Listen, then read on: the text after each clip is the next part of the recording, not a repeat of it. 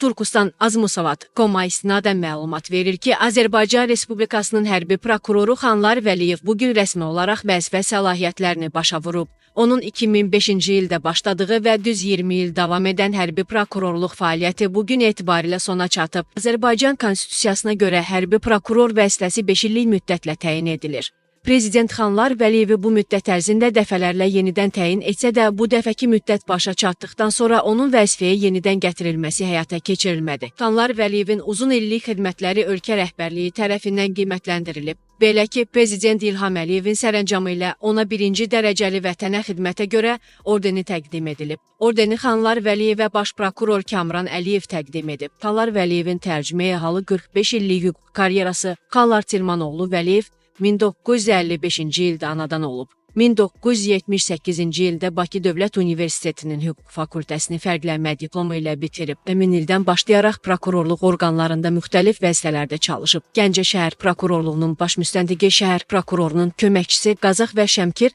rayon prokurorlarının müavini vəzifələrində olub. 1993-2000-ci illərdə Azərbaycan Respublikası baş prokurorunun müavini, 2005-ci ilin 10 fevral tarixindən isə Azərbaycan Respublikasının hərbi prokuroru təyin edilib. Bu vəzifədə 20 il fasiləsiz çalışaraq ölkənin hüquq sistemində ən uzun müddət vəzifədə qalan yüksək vəzifəli prokurorlardan biri hesab edilir. Ailəlidir, 3 övladı var. Gəncə şəhər icra hakimiyyətinin sabiq başçısı Elmar Vəliyevin qardaşıdır. Tərtər işində adı keçən ən tanınmış fiqur Musavat.com xatırladı ki, Xanlar Vəliyevin adı 2017-ci ildə baş verən və Tərtər işi kimi tanınan cinayət işi ilə bağlı ictimaiyyət qarşısında ən çox hallanan vəzifəli şəxslərdən biridir. 1000 il onlarla hərbçi dövlətə xəyanət ittihamı ilə saxlanılmış, işgəncəyə məruz qalmış, onların arasında istintaq vaxtı ölənlər də olmuşdu. Hüquq müdafiəçilərinin bildirdiyinə görə 100-dən artıq hərbi qulluqçu, əskər, çavuş, gizir və zabit heyəti işgəncələrə məruz qalıb. 25 nəfərə uzun müddətli azadlıqdan məhrum etmə cəzası verilib və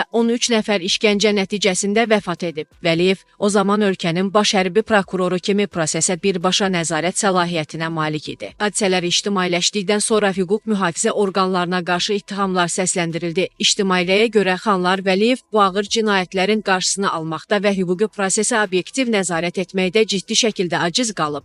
Xanlar Vəliyev bundan sonra hansı işlə məşğul olacaq? Xanlar Vəliyev bundan sonra hansı işlə məşğul olacaq? Xəbərə görə onun Konstitusiya Məhkəməsinin hakimi kimi fəaliyyət göstərməsi gözlənilir. Əlavə edək ki, Xanlar Vəliyev Gəncənin sabiq icra başçısı Elmar Vəliyevin qardaşıdır.